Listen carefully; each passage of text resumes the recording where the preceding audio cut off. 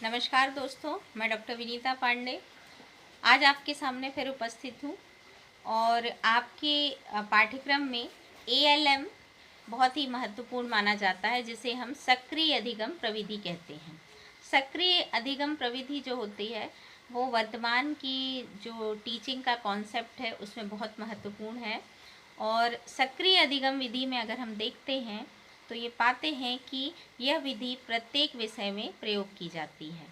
और चूंकि इसका नाम एएलएम है तो इसको हम एक्टिव लर्निंग मेथड कहते हैं। अब हम जानते हैं कि वास्तव में सक्रिय अधिगम विधि है क्या।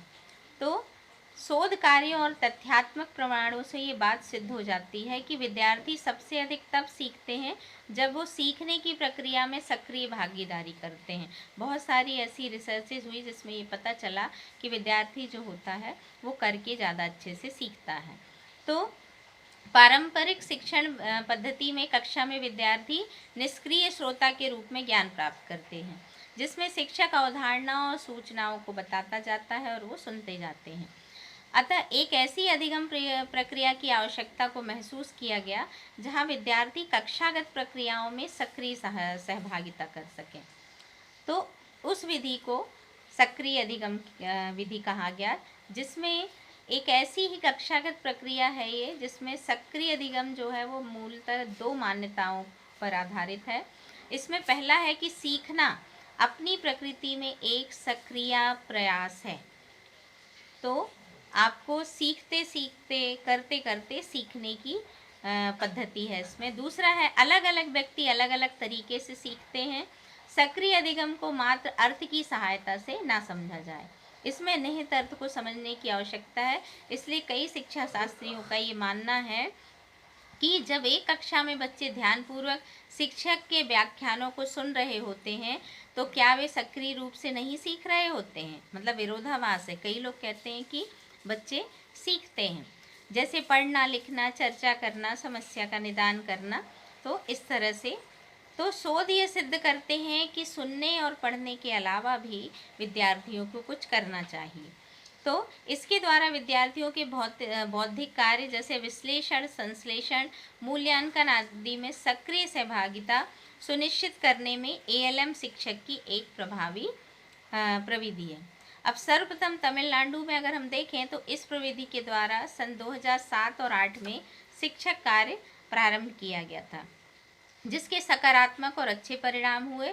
और उसके बाद शिक्षा सत्र 2010-9-10 में पायलट प्रोजेक्ट के अंतर्गत प्रदेश के प्रत्येक जिले में चयनित 10 माध्यमिक विद्यालयों में इस प्रविधि का प्रयोग किया गया और ये सफल हुई। तो अब सभी माध्यमिक विद्यालयों में सक्रिय अधिगम प्रविधि से शिक्षण प्रारंभ करने की योजना जो है वो प्रस्तावित है और आपकी नई शिक्षा नीति में इसका समावेश किया गया है। अब इसमें क्या होता है कि एएलएम में विद्यार्थियों को सार्थक बातचीत, लिखने, पढ़ने और पढ़ी गई चीज़ों का अंश, विचार, थीम आदि पर स्वयं की समझ को प्रदर्शित करने के अवसर भी प्राप्त होते हैं। और इसमें विद्यार्थी केवल सुनने में संलग्न नहीं रहते हैं बल्कि वो स्वयं भी प्रक्रिया करते रहते हैं। फिर हम देखते हैं तो इसमें केवल सूचनाओं पर जोर नहीं दिया जाता है, विद्यार्थियों की दक्षता और कौशल पर भी ध्यान दिया जाता है। विद्यार्थी उच्च स्तर पर सोचने की प्रक्रिया से गुजरते हैं, जैसे उसमें विश्लेषण, संश्लेषण, मूल्यांकन, इस तरह की चीज़ें होती हैं और विद्यार्थी गतिविधियों में व्यस्त रहते हैं।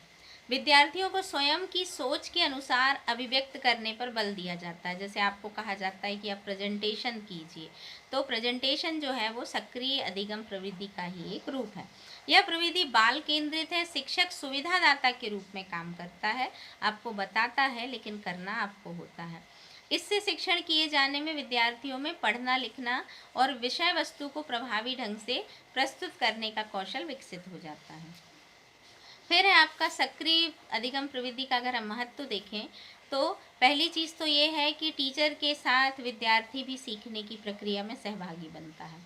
दूसरा हम देखें तो अधिगम के लिए उसको उचित वातावरण और सक्रिय अधिगम वातावरण का विकास होने लगता है और शैक्षिक सामग्री और उपकरणों की भी आवश्यकता इसके लिए नहीं होती। वो देखता है, करता है, अपने हिसाब से बढ़ता जाता है और विद्यार्थियों में पढ़ने और लिखने की क्षमता का विकास होता है। आगे हम देखते हैं कि शिक्षक और विद्यार्थियों के जो रिश्ते हैं उनमें भी प्रगाढ़ता होती है कि वो शिक्षक से तरह तरह के सवाल करता है और उनमें उनके जवाब वो देते हैं। फिर विद्यार्थियों की झिझक भी दूर होती है और विद्यार्थियों में नेतृत्व के गुणों का विकास होता है। स्वयं सीखने की प्रवृत्ति का विकास होता है और विद्यार्थियों में प्रस्तुतिकरण के गुणों का भी विकास होता है। अब हम देखें तो विद्यार्थियों में सृजनात्मकता का विकास होता है क्योंकि वो कुछ ना कुछ क्रिएटिव चीज़ें करते रहते हैं और प्रत्येक 3 विषयों के कालखंड होने से विद्यार्थियों में बस्ते का बोझ कम होता है। आपने देखा होगा कि गवर्नमेंट स्कूलों में 3 विषय से ज़्यादा एक दिन में नहीं पढ़ाया जाता। फिर हम देखते हैं कि इसमें अपसारी चिंतन का विकास होगा, बच्चा स्वयं ज़्यादा चीज़ों को सोचता है और अवधारणात्मक समझ बनाने में सहयोगी होता है। कोई भी एक विषय लेता है और उसके बारे में विचार करता है। आप जैसे कहते हैं कहानी लिखिए, निबंध लिखिए, तो बच्चा उस विषय में सोचता है और विषय के संबंध में अधिक जानने की जो जिज्ञासा होती है वो उत्पन्न होती है और क्या, क्यों, कैसे, क्यों किया जाता है, ये कैसे करेंगे, इसको करने के पीछे कारण क्या है और इसके परिणाम क्या होंगे, इन से संबंधित जो प्रश्न होते हैं उनको हल करने में सक्षम हो जाता है और जीवन की सारी समस्याओं को आसानी से हल कर लेता है और समझ की प्रवृत्ति बढ़ती है और रटने की प्रवृत्ति जो है वो कम होती है।